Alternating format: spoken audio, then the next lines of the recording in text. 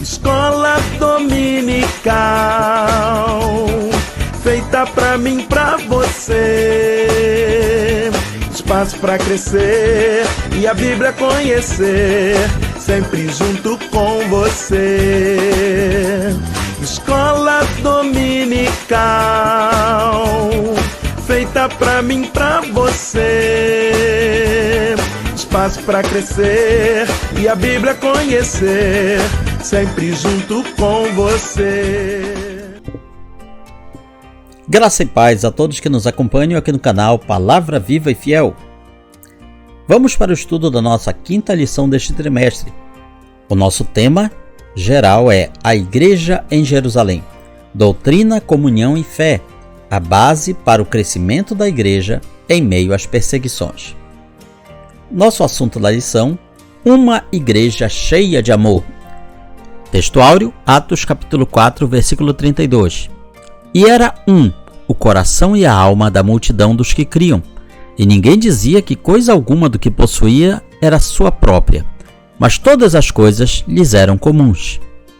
A verdade prática nos fala que o amor é o elo que mantém a unidade da igreja local. Sem o amor, não existe relacionamento cristão saudável. Antes de prosseguirmos, lembre de deixar o seu like, o seu curtir aqui neste vídeo. Lembre também de compartilhar essa ministração com seus amigos, parentes, irmãos em Cristo, pois assim você nos ajuda a espalhar a boa semente aos corações. Nossa leitura bíblica em classe está no livro de Atos dos Apóstolos, capítulo 4, versículos 32 a 37.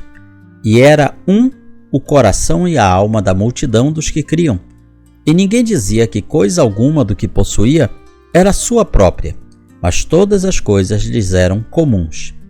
E os apóstolos davam com grande poder testemunho da ressurreição do Senhor Jesus, e em todos eles havia abundante graça.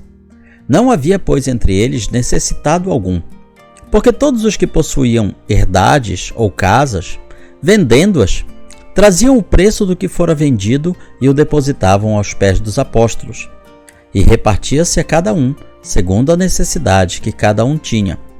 Então José, cognominado pelos apóstolos Barnabé, que traduzido é Filho da Consolação, levita, natural de Chipre, possuindo uma herdade ou herança, vendeu-a, trouxe o preço e o depositou aos pés dos apóstolos. A introdução do comentário nos fala que, nesta lição, veremos como o amor de Deus se manifesta numa igreja genuinamente cristã.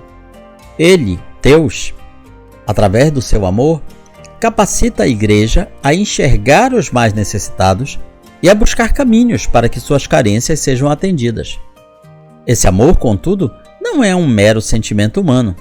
Em vez disso, ele é a expressão máxima da graça de Deus que foi derramada abundantemente nos corações daqueles que creem em Jesus. Somente através do amor de Deus, o cristão aprende a ser solidário e generoso com aqueles que precisam ter suas necessidades supridas. Primeiro tópico, o amor manifestado na comunhão cristã. Primeiro item, o crescimento da igreja cristã. Nesse ponto de sua narrativa, Lucas se refere à igreja como a multidão dos que criam ou dos que creram. Essa expressão pode ser entendida com o sentido de um grande número, assembleia. A igreja, que havia começado com 120 pessoas, agora é uma grande multidão. Uma igreja pequena possui a mesma natureza e essência de uma igreja grande. Assim como uma igreja pequena também enfrenta seus problemas e desafios.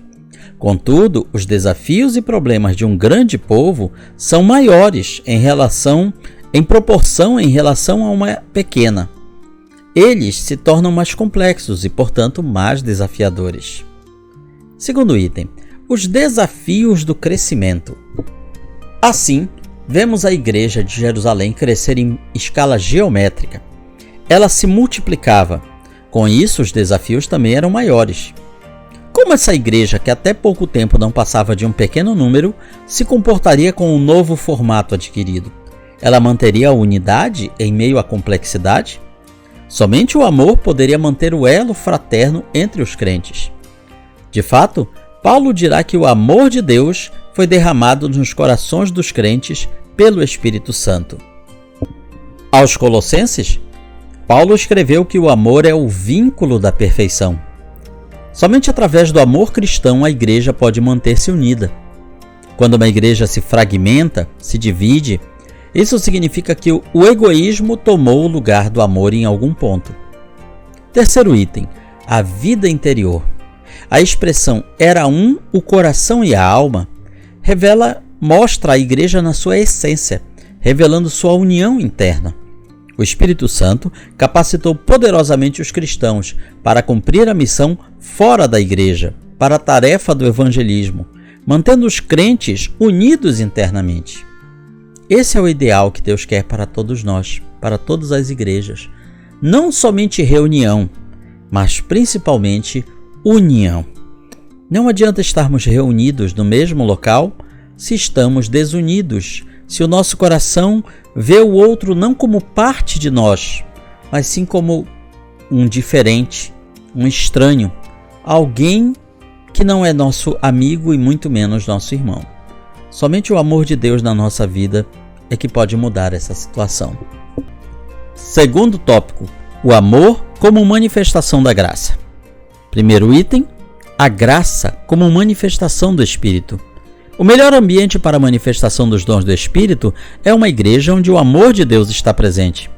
Lucas nos informa que os apóstolos davam com grande poder testemunho da ressurreição do Senhor Jesus. O contexto nos mostra que o Espírito opera em um ambiente que lhe é propício, isto é, onde a igreja está banhada no amor cristão. Muitos podem cair na tentação de achar que o segredo para ter uma igreja imersa no Espírito, isto é, onde os dons espirituais se manifestam com regularidade, tem a ver com cumprir determinadas regras e normas estabelecidas. Regras são importantes, não podemos viver sem elas. Contudo, o Espírito opera num ambiente onde há comunhão entre os irmãos. Não tem como você colocar uma regra ordenando as pessoas a terem comunhão umas com as outras. Somente o amor de Deus é que pode fazer isso na nossa vida. Às vezes, podemos quebrar a comunhão uns com os outros, achando que não tem importância. Mas Jesus ensina que para ser perdoado por Deus, devemos perdoar sinceramente nossos irmãos. Qualquer ensino contrário a isso é falso. Portanto, se não tivermos comunhão entre nós, o Espírito Santo de Deus não terá liberdade para agir. Segundo item do segundo tópico, a graça como favor imerecido. Ainda um outro aspecto da graça de Deus revelada nesse texto. Em todos eles, havia abundante graça. Isso significa que a graça de Deus estava manifestada tanto nos apóstolos como no restante da igreja. Esse texto não se encontra deslocado. Ele é posto aqui com o propósito de mostrar a razão, o motivo daquele contagiante ambiente cristão. Uma igreja dinâmica, que demonstra amor para com seu próximo e na qual o Espírito Santo se manifesta de forma abundante, é uma igreja que reflete a graça de Deus. Abrindo parênteses, é bom lembrarmos que existem incrédulos, pessoas que interpretam errado a Bíblia, pegam esse texto aqui de Atos, o texto onde fala que todas as coisas eram comuns uns aos outros, e querem trazer o ensino, vejam só, que aquela igreja primitiva, aquela igreja dos primeiros tempos, era comunista. Olhem só que absurdo. Na verdade, ela era comunitária. As coisas eram comuns uns aos outros. Não havia a propriedade privada, porque todos entendiam que o que eles tinham era de todos. Não se tratava de abolir as classes, mas de unificar a todos em Cristo. Portanto, não tinha nada a ver com o comunismo como nós o entendemos hoje em dia. Dessa forma, uma igreja dinâmica que demonstra amor para com seu próximo, na qual o Espírito Santo se manifesta de forma abundante, é uma igreja que reflete a graça de Deus. Na Bíblia, podemos perceber que a graça de Deus gerou entre os crentes um sentimento de gratidão por terem sido, sem merecimento algum, capacitado por Deus para viverem uma vida abundante. Isso se torna um padrão nas demais igrejas do Novo Testamento. Vemos, por exemplo, esse sentimento de gratidão como uma resposta à graça de Deus na pessoa do apóstolo Paulo. Somente a graça gera tamanho sentimento de gratidão. Ou seja, os crentes, eles têm que desenvolver esse sentimento de gratidão a Deus pela graça de Deus os ter alcançado e salvado do pecado e das trevas. Terceiro tópico, a manifestação do amor na solidariedade cristã. Primeiro item, a busca pela equidade. O dicionário Aurélio de Língua Portuguesa conceitua equidade como a disposição de reconhecer igualmente o direito de cada um.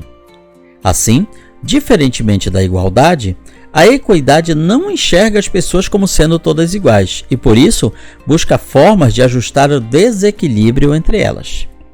Então veja que equidade e igualdade são coisas diferentes. Temos que reconhecer que as pessoas são diferentes umas das outras, ou seja, tratar de forma desigual os desiguais para que haja igualdade. Em Jerusalém, não havia um nivelamento social. Nem todos possuíam as mesmas condições. Havia pessoas mais abastadas e havia pobres também. Estes geralmente em maior número. Logo, a igreja demonstrou ser sensível a essa realidade, procurando tratar essa situação e sendo solidária com a situação dos menos favorecidos. Segundo item, propriedade e compartilhamento.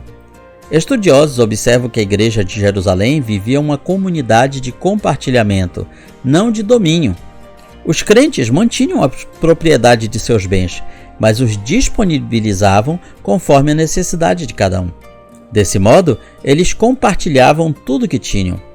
Isso pode ser observado com Maria, mãe de João Marcos. Ela pertencia à igreja de Jerusalém e, em vez de vender sua casa, a colocou a serviço da igreja, transformando-a em uma casa de oração onde a igreja se reunia, como lemos em Atos 12. A prática da generosidade pode mudar de acordo com o tempo, lugar, circunstâncias. Contudo, o princípio que a governa permanece o mesmo. Podemos fazer o bem a quem necessita, de uma forma ou de outra. Terceiro item, um exemplo da voluntariedade.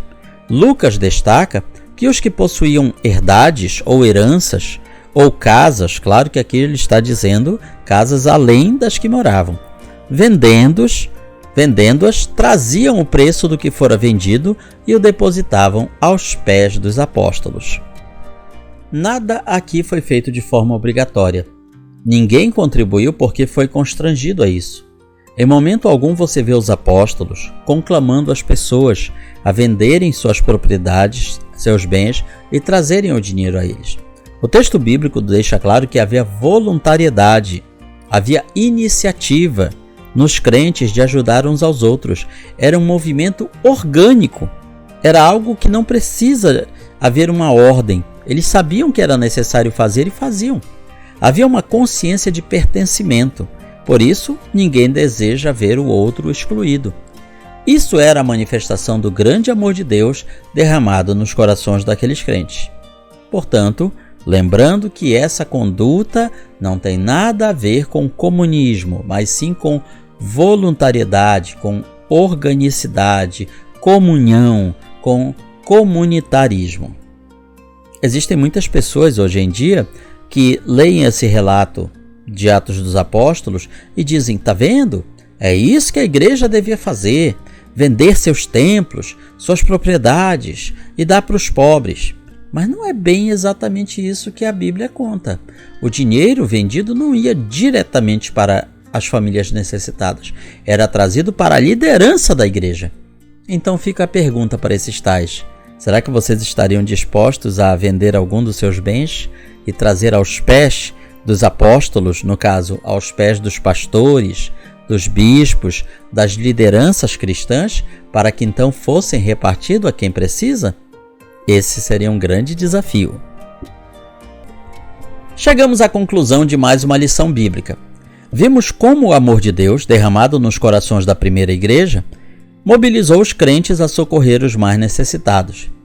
Isso aconteceu de forma voluntária, quando cada um, de acordo com as suas posses, se prontificava a dar do que lhe pertencia. Não há igreja cristã verdadeira sem essa identificação com o outro. Ninguém pode fechar os olhos diante da necessidade alheia e se auto-intitular cristão. O verdadeiro amor se realiza no atendimento da necessidade do próximo. Com isso, concluímos o estudo da nossa quinta lição deste terceiro trimestre de 2025 na sua revista CPAD Lição de Adultos. Na sua igreja local, na sua escola bíblica dominical, você vai aprender muito mais. Comente, curta, compartilhe este vídeo, nos ajude a espalhar a boa semente aos corações. Que Deus nos abençoe.